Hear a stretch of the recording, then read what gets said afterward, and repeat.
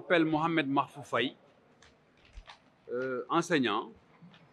et nous saluons la présence de nos doyens, le doyen Seydou Won, le doyen Dabo, mais également le doyen Ahmad Kamara. Rien que leur présence nous inspire. Nous sommes aujourd'hui réunis dans le cadre du pôle enseignant du comité électoral départemental de Thiès pour une déclaration de presse.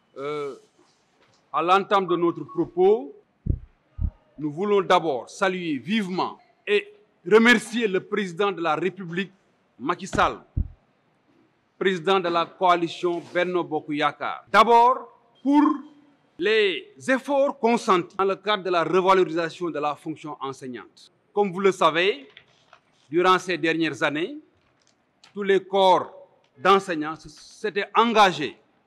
dans des grèves interminables concernant particulièrement le système de rémunération. Mais au sortir cette année de quelques mois de grève, le président de la République a pris une décision historique allant dans le sens de satisfaire la revendication fondamentale des enseignants concernant le traitement salarial. Aujourd'hui, tous les corps d'enseignants confondus ont vu très substantiellement leur salaire augmenter. Et nous considérons que ces accords sont historiques parce que jamais un gouvernement n'a fait autant pour les corps enseignants. Pour cette raison, nous, enseignants politiquement engagés dans les partis respectifs de la coalition Benno Bokk Yakaar, nous apportons notre soutien indéfectible à l'endroit du président de la République, Macky Sall. Dans le contexte politique actuel de campagne électorale pour les élections législatives, nous venons encore une fois de plus saluer l'ingénieuse idée du président de la République d'avoir mis en place le pôle enseignant dans tous les comités électoraux départementaux et même au niveau des communes et autour des centres de vote. Nous pensons qu'à travers ce geste, le président de la République, Macky Sall, a compris les enjeux. Il a également compris le rôle éminemment politique important que peut jouer l'enseignant dans le processus électoral. Nous sommes en amont et en aval dans ce processus et les enseignants ont la capacité de faire gagner la coalition. C'est la raison pour laquelle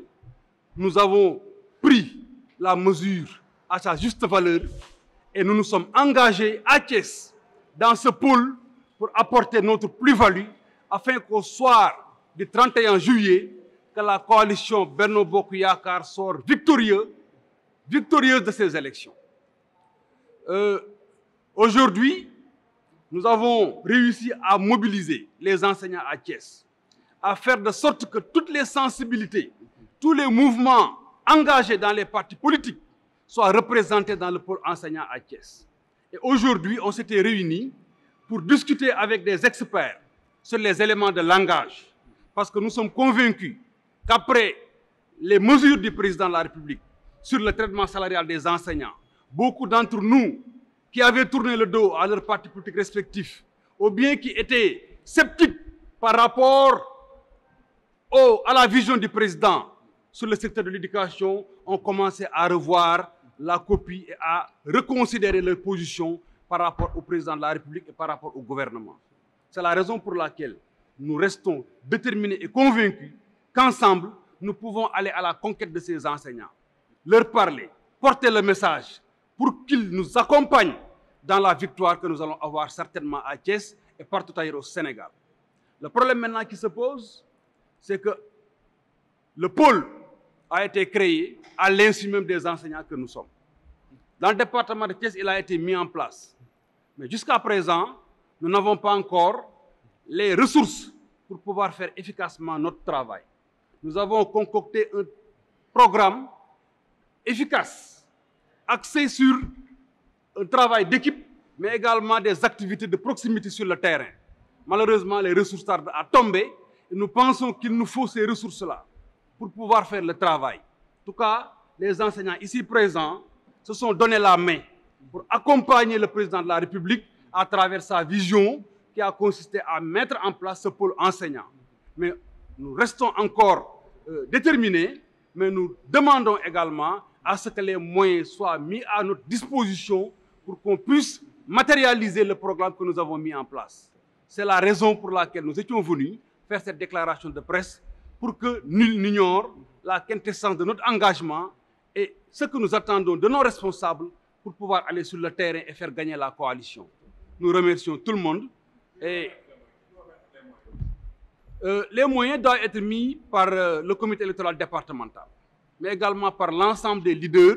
et par tous ceux qui aujourd'hui sont à des stations de pouvoir et capables de nous accompagner. Non, nous n'indexons personne, nous parlons du comité électoral départemental et de l'ensemble des leaders à Thiès qui ont véritablement reçu les ressources pour pouvoir nous accompagner. Je dois également préciser que c'est une déclaration. Oui, nous les avons rencontrés, mais nous attendons qu'ils réagissent par rapport à notre requête. Nous avons déjà commencé. Nous avons déjà commencé depuis...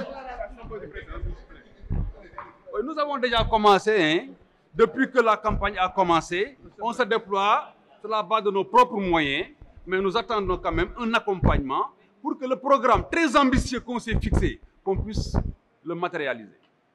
Salam alaikum mbokk Thiès, salam alaikum mbokk Sénégal. Ñun enseignants yi nga xam ne dañoo kuréelu nekk ci coalition Benno Bokk Yaakaar ñoo daje woon tey di rafetlu présence suñuy mag suñuy doyen ci enseignement bi. Je veux citer doyen Seydou Wane, le doyen Dabo, mais également notre inspecteur de l'enseignement, le doyen Ahmad Kamara. Ñu ñëw nag di sant bu baax le président de la République mi nga xam ni moom mooy le leader de la coalition Benno Bokk Yaakaar di ko sant bu baax di ko remercier au nom de tous les enseignants du Sénégal. Parce que li seen Macky Sall def ci at mii defal ko jàngalekat yi amul benn gouvernement bu ko mus a defal jàngalekat kenn umpalewul ni ay at a ngi nii jàngalekat yi di kaas jëmale ko surtout ci le système de rémunération parce que dafa amoon benn iniquité bu amoon ci système de rémunération bi mais ñu jàpp ni bi jàngalekat yi jógee grève ren Macky Sall jël na ay mesures yu am solo ba tax na mu am ay accords historiques yoo xam ne tey bépp jàngalekat ak foo mënti nekk xam nga ni Macky Sall am na lu mu def loo xam ni am na jeexital bu baax a baax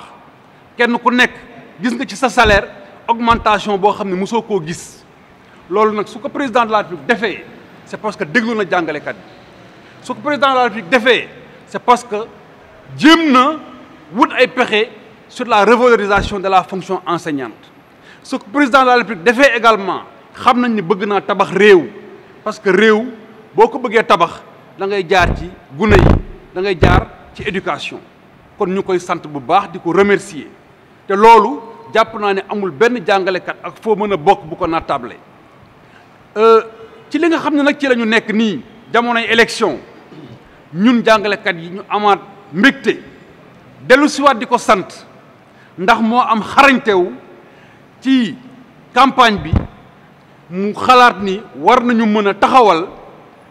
kuréel gu ñuy tuddee pôle enseignant de Benno Bokk Yaakaar ci comité électoraux yëpp au niveau de tous les départements au niveau de tous les communes ba ci centre de vote yi loolu nag su ko président de la République defee dañuy jàpp ni déglu na jàngalekat yi nga xam ni ñoo laxasaayu ànd ak moom à travers l'APR à travers le Rewmi à travers le PS le PIT la LD etc. à travers également tous les mouvements comme le mouvement Siggi Jotna comme la FAIRE comme également l'ensemble des autres mouvements yi nga xam ne ànd nañu di liggéey kuréelu pour jàppale Macky Sall ñun jàngalekat yi nañu laxasaayu parce que le Sénégal est à la croisée des chemins nous sommes en face d'une opposition bu nga xam ne li mu bëgg mooy taal réew mi au moment où ñu ngi wax baril de pétrole ak gaz boo war a génn Sénégal président de la République liggéey bu am solo Sénégal war a dem vers des lendemains meilleurs moo am ay forces occultes yu jóg lëkkaloo ak une partie de l'opposition pour déstabiliser le Sénégal ñun jàngalekat yi ñun duñ ko nangu dañoo jóg engagé wu pour la paix et la stabilité de ce pays loolu Macky Sall dégg na ko ba tax mu créer pôle enseignant à travers les comités électoraux ñu am ci mbégte ak contentement bi ñu ko taxawee nag Thiès ci loo xam ne sax ñun yëguñu ko woon automatiquement dañoo jóg woo suñuy naataangoo yi nga xam ni identifié nañ leen ci parti politique yëpp yi nga xam ne ñu ngi ci mouvance bi ñu dajaloo taxawal ay commission teg programme bi ñu teg nag programme bu ambitieux la mais du programme boo xamante ni nii lenn moo ko tax a jóg lu dul fexe ba ñu am victoire au soir du 31 juillet au soir du 31 juillet donc c'est un programme ambitieux ñu budgétiser ko waaye ba fi ñuy wax ak yéen jotaguñu benn ressource bu ñu mën a permettre ñu exécuter programme boobu ba ñu tàmbalee campagne bi ba léegi kenn ku ci nekk yaay làmb sa poos di déplacer sa bopp di dépenser sa bopp di cotiser di def ay frais pour que au moins tey jii ñu mën a am activité bu mel nii budget bi jarul ñu ko fi étaler mais li am solo mooy waxtaan nañ ko ak suñuy kilifa waaye ba fi ñuy wax ak yéen amaguñu une réponse positive ñuy wax nag à tout le monde di ko yëgal kilifa yi que ni kat enseignants yi def nañu lu ñu war a def dajaloo nañu xalaat nañu waxtaan nañu tey jii ñu ngi réunir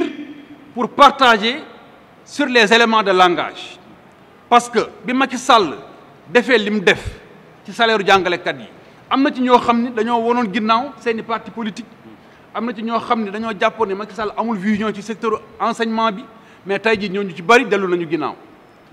dafay jaadu ñun ñi nga xam ne dañoo engagé wu politiquement ñu dem vers nos camarades waxtaan ak ñoom maa ngi la koy wax léegi ni la ba ñu tàmbalee ba léegi ba ci ndaje bii ñuy def ba ci ndaje mii ñuy def suñu poos la ñu làmb pour mën ko amal mais programme bi ñu teg c'est tellement ambitieux que dafa soxla dafa laaj ñu accompagner ñu accompagnement boobu nag gisaguñu ko moo tax ñu dajaloo ci déclaration bi di ko yëgal nag autorités yi au plus haut sommet pour que ñu jàppale ñu pour ñu mën ci avancer te ñun gëm nañu ni li ñu def à Thiès jàpp nañ ne kenn defagu ko Sénégal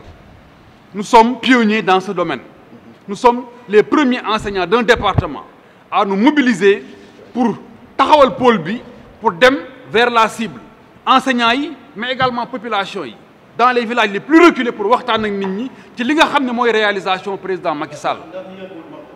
yéexul parce que campagne bi des na 15 jours kon bis ni ki tey suñu jotee